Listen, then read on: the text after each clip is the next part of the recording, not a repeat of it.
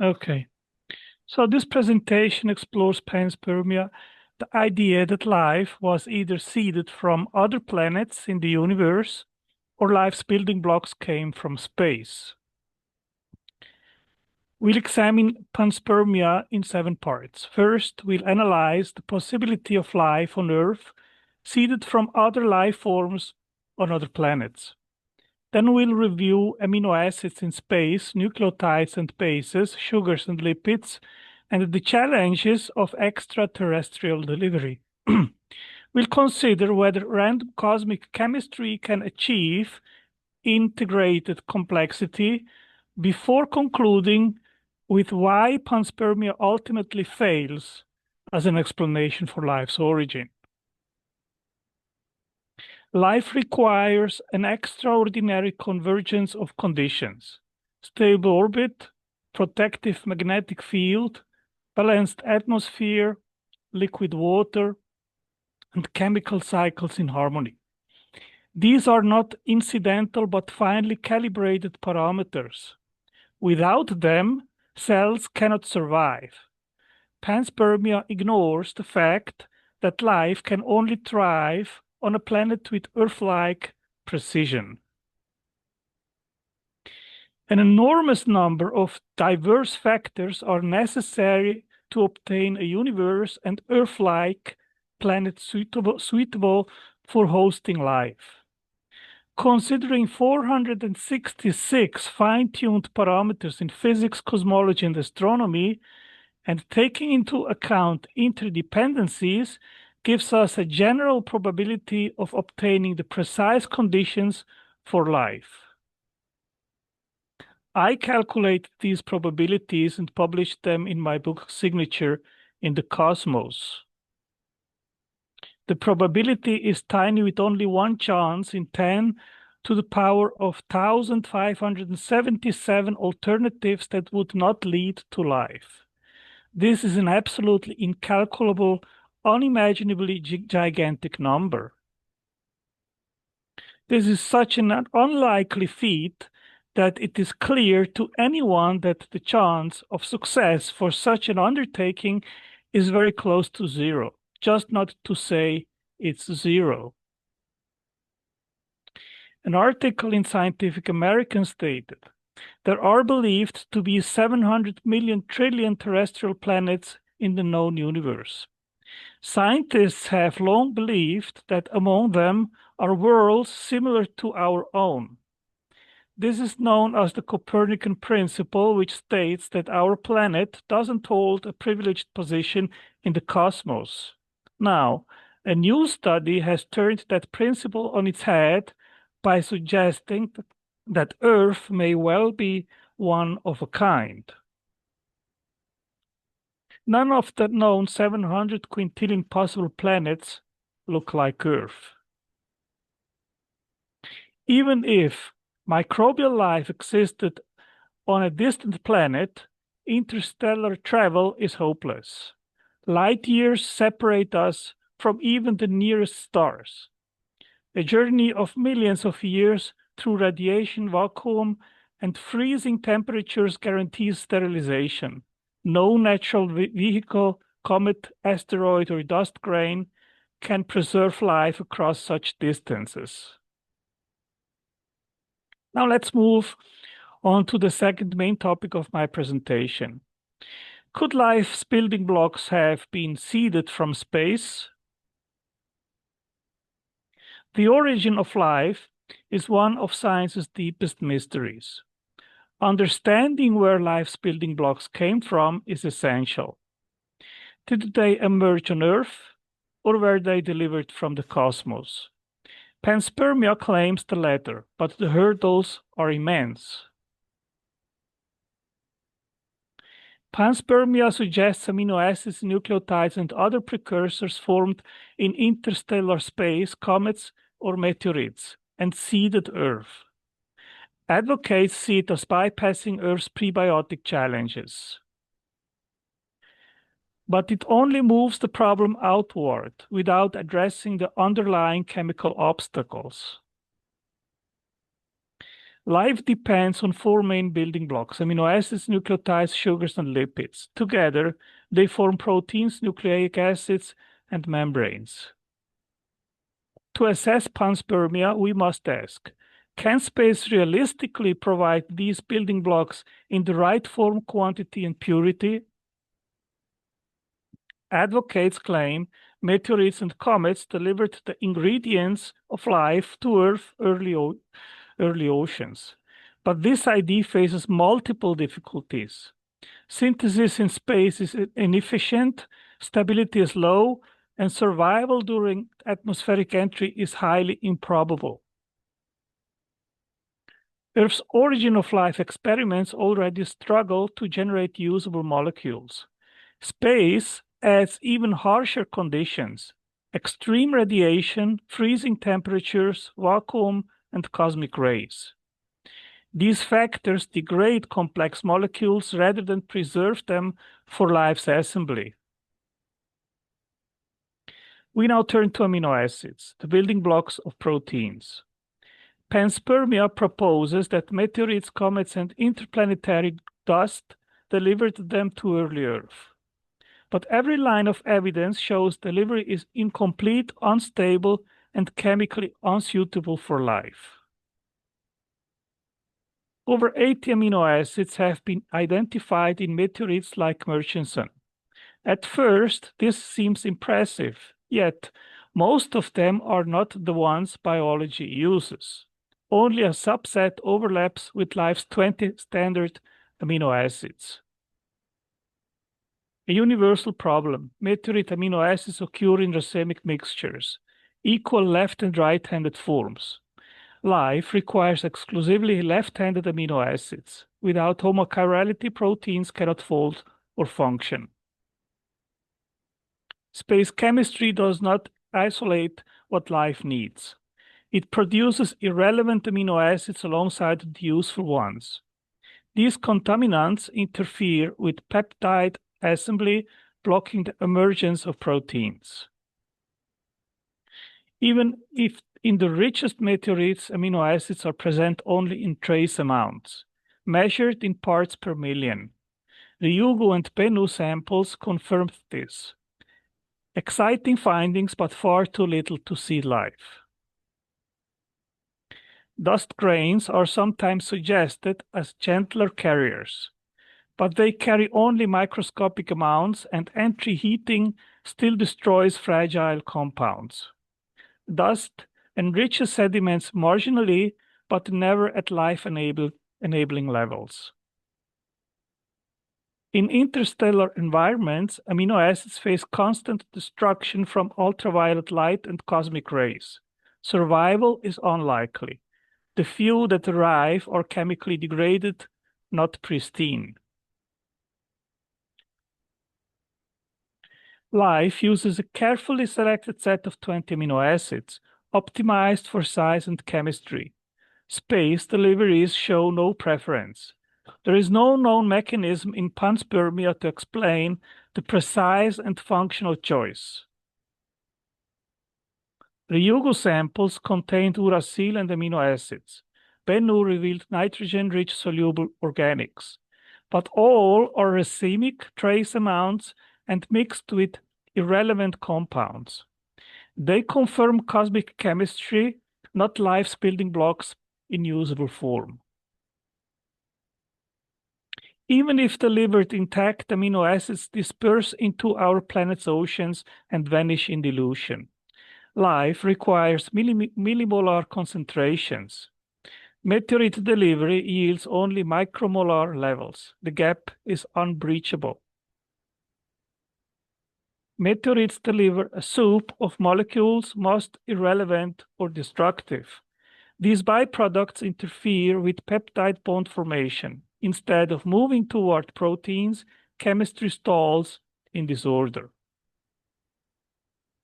Meteorites and comets provide proof that amino acids exist in space, but they are unstable, racemic, dilute, contaminated, and degraded. Panspermia cannot provide amino acids in the form or concentration required for life. Proteins alone cannot explain life. Information requires nucleotides and bases. Advocates of panspermia suggest these came from space, but the discoveries in meteorites and comets reveal instability, trace levels, and wrong mixtures. Life requires adenine, guanine, cytosine, and uracil. If even one is missing, coding collapses. Yet extraterrestrial analysis show scattered traces, never a complete or functional set. Ryugu samples contained uracil. Meteorites like Murchison contain adenine and guanine, but these appear in parts per trillion, always mixed with non-biological isomers. Delivery proves chemistry, but not coding. Cytosine is chemically unstable, decaying rapidly under radiation or warmth. No meteorite shows cytosine in useful levels. Without it, RNA cannot form a functional alphabet. RNA depends on ribose, a fragile sugar. Ribose degrades quickly under UV and cosmic conditions. Space chemistry has never shown in forming in stable concentrated form. The Formose reaction is cited as a source of ribose, but in reality it produces hundreds of sugars, most irrelevant. No selective path to pure ribose is known in extraterrestrial conditions. To build nucleotides, phosphates must be added, but phosphorylation is highly energy demanding. In cells, it requires ATP. In space, no mechanism is available to achieve it. Even if bases exist, they do not polymerize in extraterrestrial settings. Studies show no RNA chains forming spontaneously in comets, meteorites, or interstellar ice. Meteorite bases are often mixed with non-biological analogs. Biology cannot use these. Instead of producing coding molecules, space chemistry delivers a confusing mix. In 2023, Ryugu samples revealed uracil. This was hailed as a breakthrough. Yet the quantities are minuscule and one base alone does not create information. Life needs nucleotides in millimolar concentrations. Meteorites deliver parts per trillion. The concentration gap is astronomical. No natural process breaches it. Nucleobases in space face constant UV and cosmic radiation. Experiments confirm rapid breakdown. Long-term survival across interstellar distances is improbable. Life's coding requires a precise quartet of bases. Random delivery yields fragments, not alphabets. No explanation exists for how Panspermia would provide a complete functional set. Bases alone cannot code. They require a translation system with tRNA and ribosomes. Panspermia offers molecular fragments without the machinery to read them. Nucleobases exist in trace amounts in meteorites and comets, but instability, dilution, and wrong mixtures and lack of polymerization show Panspermia fails to provide coding molecules for life. Beyond amino acids and nucleotides, life depends on sugars and lipids. RNA and DNA require ribose, and cells require membranes. Panspermia proposes precursors to fatty acids might have been formed in interstellar ice chemistry and delivered to Earth, but evidence shows otherwise. In 2018, a team reported detecting ribose and other sugars in 2 carbonaceous chondrites using advanced mass spectrometry. This was the first tentative evidence that ribose may exist in meteorites. Even so, the concentrations were extremely low and contamination is always a concern. Ribose, the sugar backbone of RNA, is highly unstable. Ultraviolet light, cosmic rays, and chemical reactions rapidly destroy it. No stable reservoirs of ribose have been found in meteorites and comets.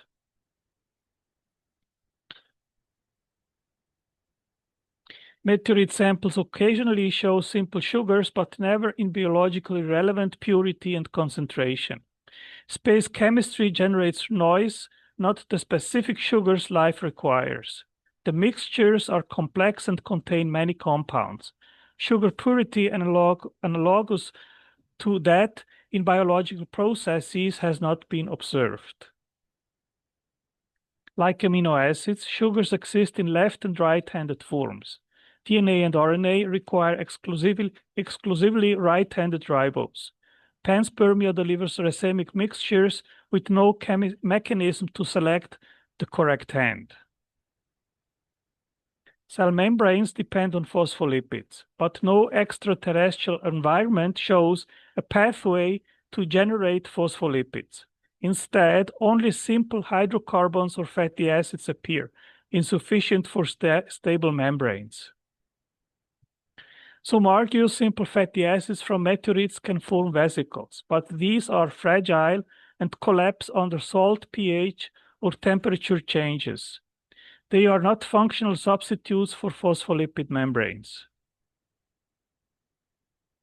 Despite decades of analysis, no meteorite has yielded true phospholipids. Space chemistry never produces the sophisticated lipid molecules required for membranes. Even simple lipids degrade under radiation and vacuum. Long-chain molecules fragment before reaching Earth. Delivery cannot provide intact building blocks for membranes. A functional membrane is essential for life. Panspermia fails to explain how fragile lipids, unstable sugars, and absent phospholipids could assemble into protective dynamic barriers in space or after arrival. Sample returns revealed some simple organic acids, but no phospholipids, no complete membrane components. This reinforces the gap between raw chemistry and life's architecture. Sugars and lipids found in space are chemically diverse, unstable, and non-specific. Life requires highly selective chemistry. Panspermia delivers randomness, not functional molecules. Without membranes, molecules diffuse away. Without membranes, energy cannot be harnessed. Yet panspermia fails to deliver the membrane molecules needed to even begin life's organization. Space delivers simple hydrocarbons, not phospholipids. Fragile fatty acids are not membranes. Without true lipids, panspermia cannot explain life's barriers or compartments. Even if organics form in space, they must survive transport and delivery. But comets, meteorites, and dust face destructive entry dilution and radiation. These obstacles make panspermia unworkable. Comets are often suggested as couriers of life's molecules, but their violent impacts generate temperatures and pressures that destroy fragile organics. Instead of seeding life, they incinerate it.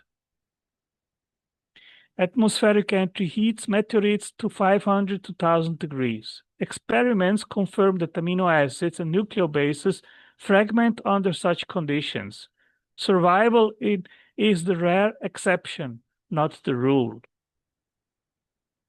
Some suggest interplanetary dust delivers organics more gently, but dust carries only microscopic amounts. Even multiplied over millions of years, the total yield is far below what life requires.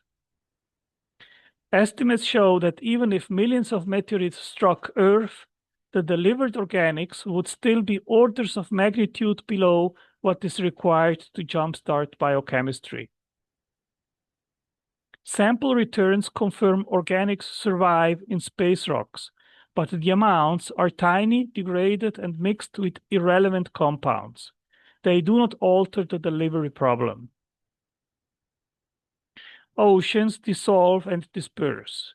Unlike a controlled lab flask, the early Earth had no concentrating apparatus.